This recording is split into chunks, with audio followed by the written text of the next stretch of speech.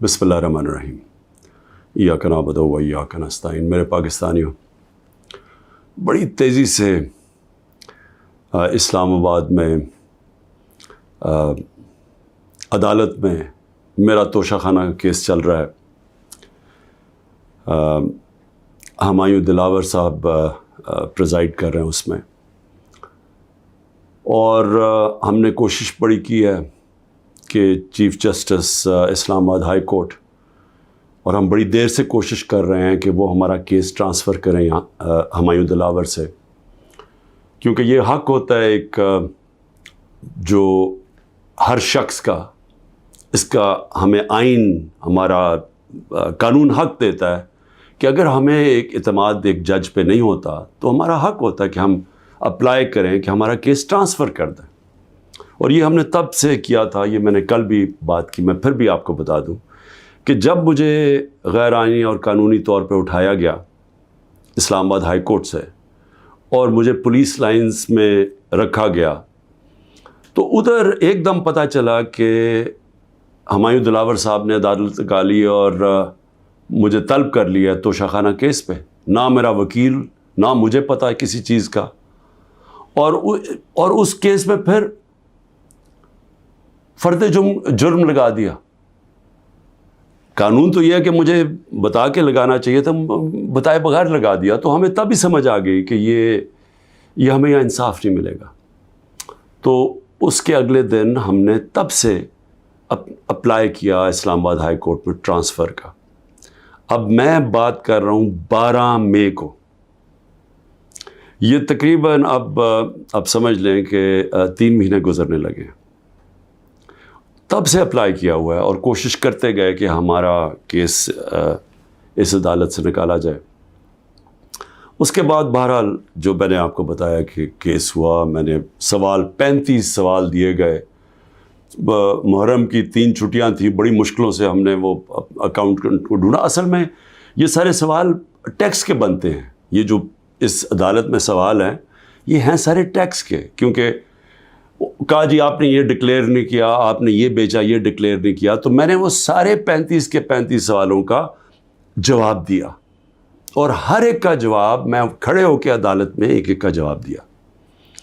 तो वो जो एक जगह, और इन्होंने सरकारी 2 गवाह पेश किए। अब सरकारी गवाह क्या उन्होंने गवाही देनी थी, तो हमने कहा क्योंकि वो जो जवाब हैं उसके लिए मेरे अकाउंटेंट की ज़रूरत है, क्योंकि एक 40 साल से मेरे अकाउंटेंट वही फर्म है। मेरे पास जो पैसे आते हैं, जो मेरे खर्चे होते हैं, वो मैं उनको बता देता हूँ। वो फिर टैक्स फॉर्म्स भर देते हैं, वही इलेक्शन कमीशन की फॉर्म्स भरते हैं, वही वेल्थ टैक्स जो होता है वो भरते हैं। तो उनके पास सारा रिकॉर्ड होता है। तो अब मैं तो नहीं जवाब दे सकता कई चीज़ों के। तो मैंने गवाह के अंदर अपने अकाउंटेंट को कहा कि वो बैठे, और वो जो ख़ास तौर पे एक जगह पे बात फंसी हुई है कि जी पैसे तो आप शो कर रहे हैं, लेकिन पैसे के ऊपर आपने ये नहीं लिखा कि तोशाखाना का पैसा था। अमाउंट पूरा है लेकिन तोशाखाना नहीं, वो नहीं लिखा। तो ये अकाउंटेंट ने बताना था कि वो फॉर्म उसने जैसी भी भरी, क्योंकि फॉर्म तो वो भरता है। बहरहाल 1 घंटे का टाइम दिया गया और कहा कि 1 घंटे में अब ये नहीं पहुंचेगा तो चलो। अब अकाउंटेंट 1 घंटे में कैसे पहुंच सकता है? ये कोई मिलिट्री ट्रायल तो नहीं हो रहा। उसको विटनेस ख़त्म कर दिया, और भी हमने बुलाए हुए थे विटनेसेस जिन्होंने गवाही देनी थी इन्हीं चीज़ों को, और जो मेरा हक़ है। अब एक फेयर ट्रायल होता है कि आपको मौका मिले कि मुझे अक्यूज़ करें, मुझे मौका तो दें कि मैं अपनी सफाई पेश कर सकूं। नहीं मौका दिया गया, और बड़ी जल्दी सब कुछ तेज़ी से किया जा रहा है। छुट्टियों में कभी ट्रायल नहीं होता। ये आजकल अदालतों की छुट्टियां हैं, छुट्टियों के अंदर डे टू डे ट्रायल हो रहा है। जल्दी पड़ी हुई है कि किसी तरह ये बस जल्दी से ख़त्म हो जाए। मौका भी नहीं दे रहा है। एक दिन क्या हो जाएगा कि 1 दिन डिले हो गया, 2 दिन डिले हो गया, कौन सी क़यामत आ गई? विटनेसेस आए, हम तो मुतमईन हो जाएं कि हमने अपना केस पूरी तरह लड़ा है। लेकिन छुट्टियों के अंदर भी जल्दी पड़ी हुई है कि किसी तरह फ़ैसला आए। हालांकि हम सुप्रीम कोर्ट में भी हैं, और इस्लामाबाद हाई कोर्ट से मुझे कहना पड़ता है कि मैं काफ़ी मायूस हूँ कि वो ना फ़ैसला करते हैं, वो खींचते भी जाते हैं, वो پورا موقع دے رہے ہیں کہ یہ جب فیصلہ ہو جائے. یعنی اگر ہم نے ٹرانسفر کا اتنی دیر اپلائی کیا ہوا ہے تو کم از کم فیصلہ تو کریں. وہ کرتے بھی نہیں ہیں. بہرحال وہاں بھی ان کو بھی میں نے کہا, بڑی دیر کا کہا ہوا ہے کہ ہمیں چیف جسٹس اسلام آباد ہائی کورٹ پہ مجھے کوئی اعتماد نہیں ہے. جب مجھے اٹھایا گیا وہاں سے, آپ سوچیں کہ مجھے غیر قانونی اور آئینی طور پہ اٹھایا گیا ان کی عدالت سے, اور انہوں نے اس کو لیگلائز کر دیا. یعنی اصل میں تو ان کو اللیگل کرنا چاہیے تھا. سپریم کورٹ کو تو جانے کی نوبت نہیں ہونی چاہیے تھی. ان کی عدالت میں بیٹھا ہوں, شیشے توڑ کے, ڈنڈے مار کے, وکیلوں کو مار کے, وہ بیچارہ رجسٹری اسٹاف ان کو ڈنڈے مار کے, اور مجھے گھسیٹ کے لے گئے وہاں سے ان کی عدالت سے. اور چیف جسٹس نے کچھ بھی نہیں کیا, بلکہ اس کو جائز قرار دے دیا گیا. اس کے بعد جو اس سے پہلے ٹرین کیس تھا, 3 ممبر بینچ بیٹھا, دو ججز نے واضح طور پہ کہہ دیا کہ مینٹینیبل یہ کیس.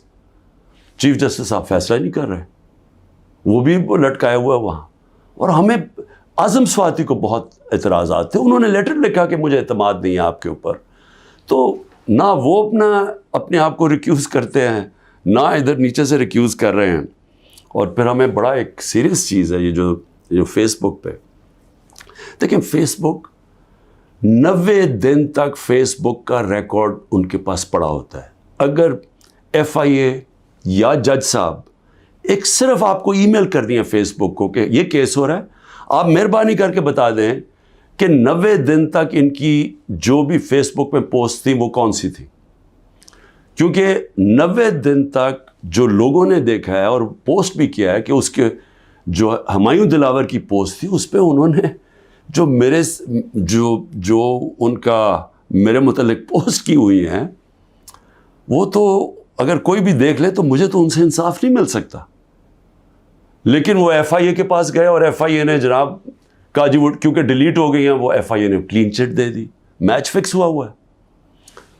ابھی بھی اگر آپ کسی کو انصاف کی فکر ہے چیف جسٹس اسلام آباد ہائی کورٹ کی یا FIA کو, تو بڑا سیدھا ہے کہ ایک ای میل کریں اور فیس بک کو کہیں کہ ہمیں 90 دن کا دے. اس میں پتہ چل جائے گا کہ کیا دلاور صاحب مجھے انصاف دے سکتے ہیں یا نہیں دے سکتے. میں اس کے بعد دوسری بھی بات کرنا چاہتا ہوں, کیونکہ یہ تو اب دیکھتے ہیں, یہ بڑی تیز سپیڈ سے چل رہا ہے. اب دیکھتے ہیں آگے کیا ہوتا ہے. لیکن ابھی تک تو کوئی امید نہیں نظر آ رہی کہ جو فیئر ٹرائل ہوتی ہے وہ مجھے ملے گی, جو میرا رائٹ ہے. دوسری چیز یہ جو انہوں نے 2 بلز اسمبلی میں لے کے آئے بڑی تیزی سے, پتہ نہیں انہوں نے کتنے بل پاس کر دیے 1 گھنٹے کے اندر, کوئی 15 نئی لیجسلیشن لے آئے. وہ گورنمنٹ جو جا رہی ہے 15 لیجسلیشن, 8-10 لوگ بیٹھے ہوئے تھے اسمبلی میں. جمہوریت کا مذاق اڑایا ہے, نہ وہ بل پڑھے گئے ہیں نہ کچھ ہے, جلدی سے, اور سارا بل کے پیچھے بدنیتی ہے. اور یہ جو 2 بلز انہوں نے انٹروڈیوس کیے ہیں, سیکریسی ایکٹ اور prevention of extreme violence act, یعنی یہ جو 2 بل ہیں یہ تو ایک قوم کو غلام بنا رہے ہیں. یہ تو اسٹالن کی USSR کے اندر اس طرح کے تو قانون بنتے تھے, یا نازی جرمنی میں بنتے تھے.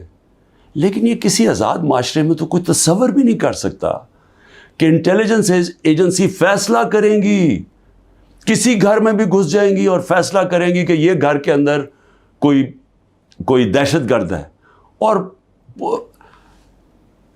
وارنٹ ایک جو ہوتا ہے گھر میں گھسنے سے پہلے آپ کو سرچ وارنٹ لینا پڑتا ہے. اس کے بغیر آپ گھس جائیں گے گھروں میں, کسی کے گھر میں بھی گھس جائیں گے اور کچھ بھی کریں گے, اور کسی کو ان کو روکنا نہیں چاہیے.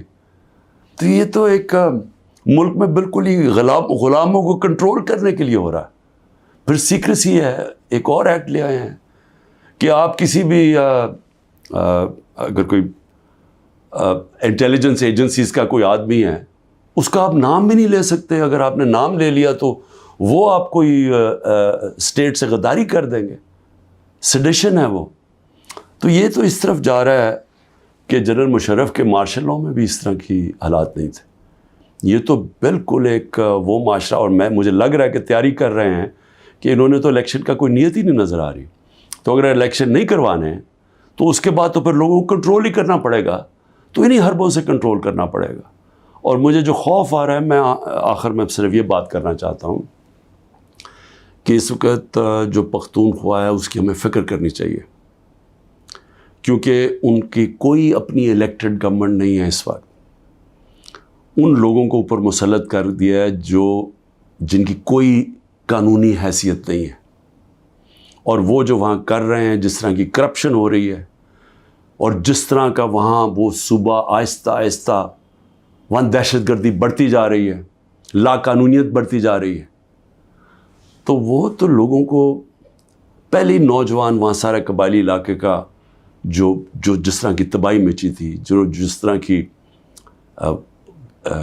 قتل و غارت ہوئی ہے قبائلی علاقے میں، ڈرون اٹیک سے، ملٹری آپریشنز، اوپر سے طالبان ایک طرف، وہ دوسری طرف فوج، تو وہ جو لوگوں سے ہوا، جس طرح کی تباہی مچی وہاں، تو وہ تو اسی سے ابھی نکل رہے ہیں.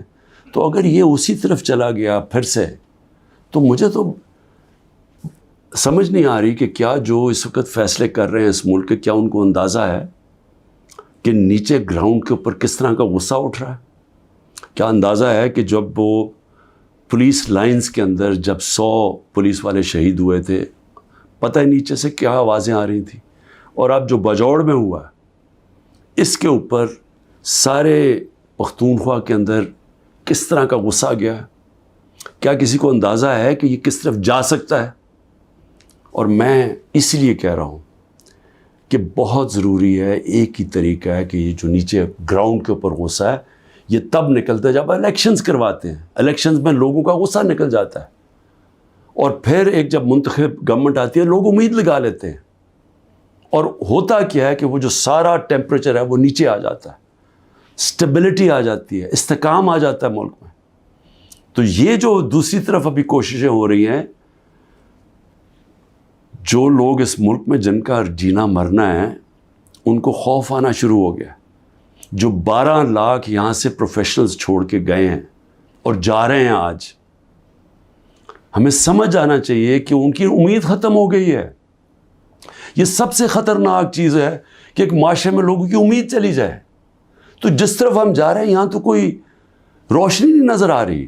اور اگر انہی لوگوں نے بیٹھے رہنا، یا اسی طرح پاکستان میں الیکشنز کے بغیر ایک کنٹرولڈ گورنمنٹ چلانی ہے اور لوگوں کو کنٹرول کر کے چلانا ہے، میں یہ اپنے تجربے سے ایک تاریخ کا ایک طالب علم ہوں، میں آپ کو بتانا چاہتا ہوں، جو سیاست میں ایک زیرو سے ایک پارٹی آج سب سے بڑی ماشاءاللہ پاکستان کی پارٹی ہے، جو میرا تجربہ ہے عوام کا، میں آپ کو کہنا چاہتا ہوں کہ یہ پاکستان کو ادھر لے کے جا رہے ہیں.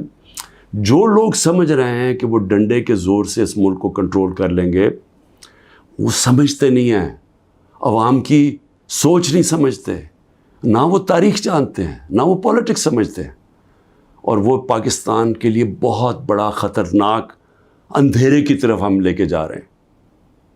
پاکستان زندہ باد.